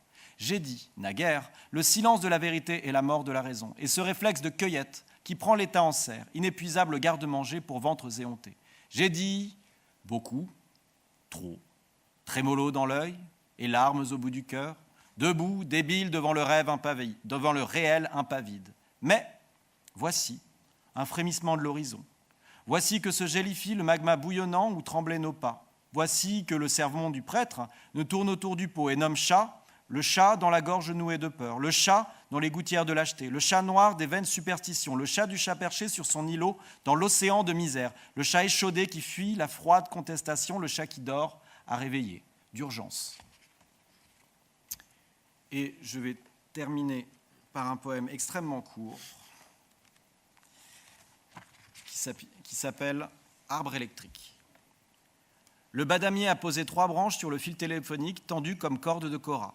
D'autres branches ont embrassé puis avalé le câble électrique. Et sur 20 cm, le câble et l'arbre, la nature et le progrès, par la force des choses, composent.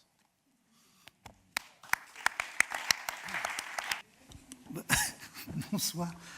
Carolina, on va discuter 10 minutes et puis je vous lirai les poèmes très courts qui sont dans le Afrique 2. Bon, donc, je pense qu'il ne faut pas, de toute façon, il ne faut pas faire une introduction et une présentation très détaillée de Habib Tengour, qui est tout simplement un poète mostaganais, non seulement poète, mais aussi prosateur, dramaturge et anthropologue. Mais ce qui nous intéresse aujourd'hui le plus, c'est bien sûr sa poésie. Il collabore avec la revue Poésie depuis 1990, donc bientôt 30 ans. Je n'y pas. Ouais. Et c'est aussi... l'année dernière, nous avons pu le féliciter pour le prix Dante, qu'il a reçu pour la totalité de son œuvre poétique. Et actuellement, il travaille sur une anthologie poétique en collaboration avec les éditions du festival Struga en Macédoine, auquel il a participé cette année, n'est-ce pas? Bon. Donc, mais quelques questions. Tout d'abord, je voudrais retourner, Habib, si tu permets, à un entretien que tu as eu il y a quelques années avec Hervé Sanson, et où vous avez évoqué le problème de l'hermétisme de ta poésie. Que dirais-tu à ceux qui clament que ta poésie est hermétique? Enfin, c'est ce qu'on dit en Algérie. Oui, c'est ce qu'on dit, mais non, je n'ai pas une poésie. Ma poésie n'est absolument pas hermétique. Elle est même très simple. Enfin, quand je la lis, même en Algérie, les gens, ils savent de quoi je parle. Donc, mais c'est peut-être... des fois, les mots les plus simples sonnent étrangement. Alors, effectivement, c'est comment ils sont placés. C'est peut-être ça qui fait l'étrangeté, et donc on dit c'est hermétique. Donc en fait, c'est l'essentiel de poésie qui l'a fait hermétique. Je suis contre l'hermétisme en poésie. Hein. Il faut pas que non, je ne suis pas du tout un poète obscur. Hein. Non. Mais disons que parfois, oui, si on travaille le texte d'une certaine façon, s'il désarçonne, il semble étrange, mais si on l'écoute une fois, deux fois, trois fois, puis il devient tout simple. Et dans tes textes et dans tes entretiens, il y a une notion qui revient assez souvent, c'est la notion de contrainte. Tout d'abord, cela se voit dans les acrostiches que tu mets dans tes poèmes, et ensuite... dans l'entretien que tu as accordé à Hervé Sanson dans Afrique 2, tu avoues avoir du mal à te trouver face à une page blanche. Il te faut un mot, deux mots, donc une sorte de contrainte spatiale qui te permet d'avancer. En quelle mesure la contrainte peut faciliter ton travail en tant que poète? La contrainte oblige à réfléchir aux mots qu'on va mettre à la suite les uns des autres. La contrainte, la contrainte, elle est toujours, c'est ce qu'on appelle peut-être parfois la nécessité, c'est-à-dire qu'un poème qui n'est pas nécessaire, s'il n'y a pas une nécessité pour l'écrire, ça n'a aucun intérêt. Et donc c'est parfois la contrainte, c'est quand il y a une commande. Alors parfois, encore faut-il que la commande rencontre la contrainte intérieure pour qu'on puisse la réaliser comme il faut. Alors, ce qui fait que je n'ai répondu qu'aux commandes qui entraient en résonance avec la nécessité que j'avais. Quand j'ai écrit Retraite sur les vieux migrants dans les hôtels, là j'ai travaillé pour trouver une poésie qui parle du vieillir en exil et comment. J'ai travaillé avec un photographe, ou quand on a travaillé... ça, c'est avec la Maison de la Poésie de Saint-Quentin en Yvelines, à Trappes, dans les quartiers, des quartiers, ça devient maintenant à la mode, mais c'était avec une peintre. Il fallait trouver, c'est justement une poésie qui ne soit pas hermétique, mais qui ne soit pas trop simpliste non plus. Donc il fallait trouver, ça c'était une gageure. Bon, là voilà, cette contrainte-là m'oblige à trouver une forme. En fait, oui, la poésie, pour moi, c'est comment résoudre formellement. En fait, c'est une question de forme. Et dans les mots qui reviennent très fréquemment dans ta poésie, indépendamment du recueil, on trouve entre autres un mot cicatrice. Et dans sa postface rédigée à ton recueil L'art et la cicatrice, Mohamed Hadda a dit que la plaie et pour toi, la cicatrice en devenir. C'est Hadda qui l'a dit. Qu'est-ce qu'une cicatrice pour toi dont on a parlé dans cette postface? Alors, Au départ, je ne saurais pas dire, mais au départ, bon, l'arc et la cicatrice, c'est très simple, c'est dans l'Odyssée. Ulysse est reconnu, la cicatrice, c'est la marque de la reconnaissance de l'identité.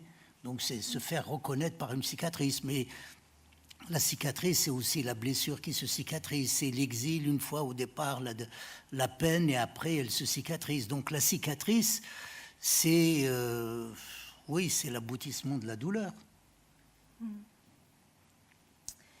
Et finalement, ma dernière question. Dans ce poème sans titre, issu du recueil, de l'un de tes premiers recueils, La nacre à l'âme, que je me permettrai de lire, ce n'est qu'une histoire pour assouplir la fièvre des mots comme une voûte consignée à la tristesse à rien. Notre race, le sel dans la cendre en extase.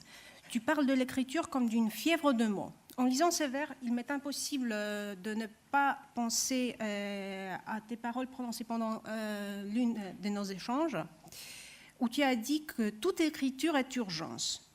Et comment comprendre cette urgence dans le contexte du travail poétique? Qu'est-ce que c'est? C'est quelque chose qui te pousse vers ta table de travail de façon irrésistible, c'est un ordre interne qui te demande à continuer, par exemple, malgré une insatisfaction de ton travail de la veille ou d'un blocage créateur. Comment ça se manifeste? L'urgence peut mettre du temps avant de se concrétiser. Dans Afrique 1, le poème, qui est un long poème par contre, qui était un hommage à Mahmoud Darwish, c'est à la mort de Darwish, il fallait que je dise quelque chose. Sa voix s'est tue, donc la voix qui se tait. Et moi, je ne veux pas que cette voix se taise. Donc, c'est justement pour dire que la voix ne s'était pas tue. Mais j'arrivais pas à trouver. Bon, j'ai bricolé un peu, j'ai essayé les acrostiches avec son nom pour voir. Ça a mis. Il est mort en 2009. Ça a mis 4 ans pour le poème que j'ai donné dans Africain. Mais ce qui avait déclenché, c'était Gaza encerclé, les bombardements pendant un mois. C'est-à-dire, il y avait une telle douleur que là, il fallait que ça sorte. Et en même temps, c'était Darwish. Et quand j'avais terminé le poème, j'étais à Mostaganem, et puis j'apprends la mort d'un autre poète que j'aime beaucoup, un poète palestinien, Samih Al-Qassem, qui est israélien-palestinien, mais qui est moins connu. Mais moi, j'ai toujours aimé ce poète-là quand j'étais tout jeune. Et c'est un très, très grand poète. Bon, c'est vrai que Darwish est un poète immense, mais qui a peut-être un peu mis dans l'ombre ce poète. Et donc, j'ai terminé le long texte par un salut à Samih Al-Qassem qui venait de mourir, et que sa voix aussi ne se taise pas. Mais d'ailleurs, c'était ta voix vit, nous vivons. C'est pas pour les morts. Les morts ne doivent être chantés que pour que la vie, pour les vivants. Bon, je te remercie. Alors, je vais vous lire les poèmes qui sont parus dans la revue que je n'ai pas encore. Or, je les ai amenés parce que je me suis dit, on ne sait jamais. Donc, c'est 7 lueurs, un feu. C'est des poèmes qui sont des sonnets cassés. Moi, j'adore le sonnet. Enfin, c'est pas tout à fait le sonnet, mais parfois je le travaille, parfois je ne le travaille pas. Mais bon, on peut voir. Lueur 1. Surprise, mi-temps, automne. Dans un rêve schiste, cela, à l'instant, sans tractation ni rendez-vous. Seulement que l'œil, convié à témoigner, clandestin, au point du jour, se révèle. Sans crier gare, miracle saisonnier, te retrouver là, indemne. Irrésistiblement, au château, esquive tout en lumière, abîme augural. Lueur 2. Aujourd'hui, ange indécis à rendre en détail, trouble d'une effraction. Dire et consigner, quel témoignage, ignorant des dilatations de l'argile. Seulement calme de lumière, soumis dans les limbes, une transparence encombrante. Tablette déposée, retour au poste. Lueur 3. Sage mon cœur, science avec patience, désoriente l'âme, affolement, la place d'armes exsangue en plein midi. La nuit ne porte aucun aveu, ni la mer murmure dissimulé, elle guette au tournant, ce qui n'est plus un secret. Incendie, la prunelle de tes yeux, pression de radiation. Lueur 4. Sot, cœur timoré à orée du bois, égaré par crainte, obscurité, au milieu, la course a déjà sombré. Là où feu calcine les meules de foin, reste une trace pour rétablir l'allégresse des fêtes, ô amour, ô gouffre, annonce ou réminiscence d'un chant, âpreté de la route. Lueur 5. La forêt obscure ne dispense pas le poète d'interroger autour, au-delà, la clairière, cailloux blancs en tas, écume à marée basse. Indispensable astrolabe du vieux marin, sortir indemne du chaos, suivre à la trace une rembleur, celle que le tourment dérobe. Entre où ton cœur bat, sans te soucier de la nuit, accueille cette mer enveloppe, jubilant. Lueur 6. Qui se souvient, ce qui survient, tu ne sais pas le dire. Pétrifié, comme Ulysse désemparé au milieu des ombres que le sang affole. Toute ruse s'éclipse quand, amour tremblant, longtemps accroché au mur du salon, oublié, vient cogner à la porte. Ouvre. Lueur 7. Ailleurs, il y a de l'eau douce dans la mer. Un espadon, rétif à toute approche quand la grande ours s'ébroue. Je ne t'ai pas dit, comme les couleurs s'emballent, si, tôt le jour, tu ne relèves leur éclat. Azul. Mon ange a troqué ses ailes pour un colmao, incognito, désir défie le mauvais œil. Le feu. Soudain le feu, hurrah à la ronde, en plein midi. Exaltation où se glisse, comme le reproche qui, à les suivre, au moment où cœur étincelle, clame son désir d'étreindre. Mourir dans l'étonnement, l'âme en alerte. Succession alors de vertiges, d'éclats au milieu des convives. Insensé, apparaître dans le jour, d'évidence reniée sans succès. Effacement à l'approche de l'incendie, au seuil altéré, ta mémoire. Merci. Quelque chose qui me frappe en t'écoutant à l'instant, c'est que dans ton poème, il y a une sorte de temporalité interne dans tes poèmes.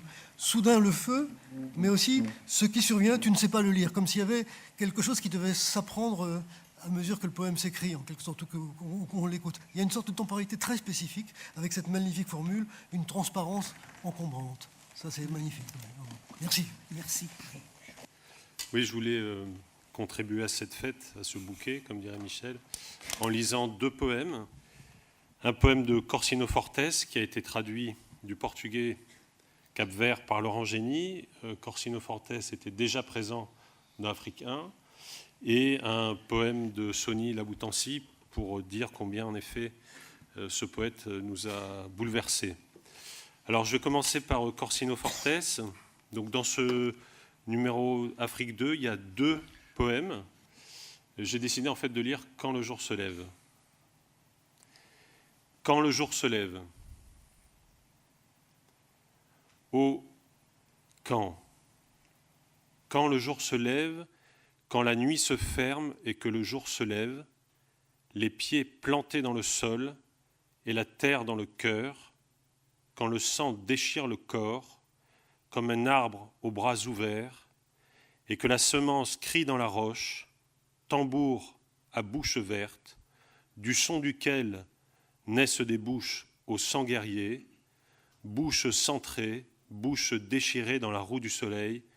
Oh, quand le jour se lève, sans pendre son désespoir au drapeau de la porte, sans lanternes allumées à la queue des ânes, pour attirer les naufrages sans fracas de navire, dans la bouche du peuple, la mer très haute, déchaînée, désespérée, vient se briser Praia Grande sur ses bras épais de pécheresse, et la mer dans sa luxuriance et sa grandeur se montre, comme une mer érigée dans le cœur, mappemonde vierge tracée dans l'âme, elle vient boire dans ma bouche de coloniser tout ce trafic de sang ultramarin.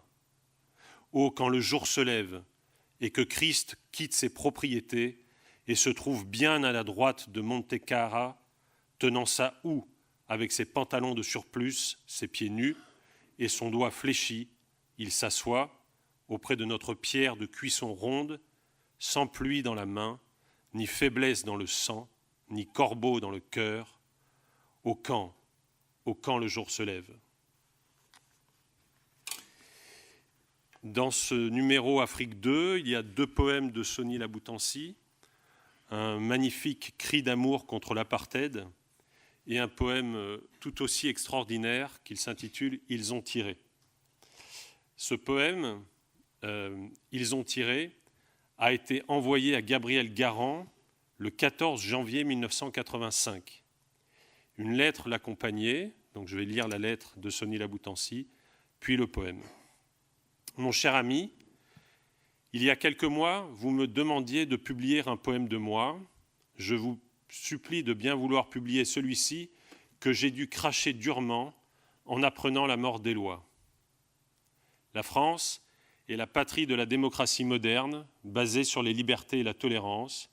Il nous est si douloureux d'apprendre à penser le contraire et à nous résigner. On évoquera la bavure, mais il y a des conjonctures, peut-être même des nations, à qui l'histoire interdit les bavures. Si tu ne voulais pas publier ce poème, pourrais-tu me le retourner ? Sony Laboutansi. Ce poème donc fut envoyé, nous dit la note, à Gabriel Garand 2 jours après la neutralisation, selon le terme officiel du pouvoir français, d'Éloi Machereau. Et voici donc le poème. Ils ont tiré. Ils ont tiré parce qu'ils savent tirer. Ils ont tiré parce qu'ils adorent tirer. Ils ont tiré parce que cela fait 2000 ans qu'ils tirent. Ils ont tiré parce que leurs balles sont très belles. Ils ont tiré parce qu'ils sont trop bêtes pour ne pas tirer. Ils ont tiré pour permettre à Pilate de se relaver les pouces. Ils ont tiré parce que Pizarro et Dofo ont tiré. Ils ont tiré parce qu'ils ont le cœur à gauche. Ils ont tiré parce qu'ils sont 54 436 000. Ils ont tiré parce qu'un Kanak ne sent pas bon. Ils ont tiré parce qu'ils sont civilisés. Ils ont tiré parce qu'ils aiment le thé et le sucre de canne. Ils ont tiré parce qu'un noir catholique, on tire dessus. Ils ont tiré parce qu'ils lisent Sartre et le Figaro. Ils ont tiré parce qu'ils ont une très belle devise. Ils ont tiré parce qu'ils ont le petit Larousse en couleur. Ils ont tiré parce qu'ils ont la Seine et le Rhin. Ils ont tiré pour la beauté du geste vu du haut de la Tour Eiffel. Ils ont tiré parce qu'il y a quelques heures de vol entre Dunkerque et Perpignan. Ils ont tiré parce qu'ils aiment tirer les bons vins. Ils ont tiré parce qu'ils ne savent parler qu'aux morts. Ils ont tiré. Ils vont toujours tirer. Parce que la liberté de tirer sur les Noirs, ça fonctionne comme ça.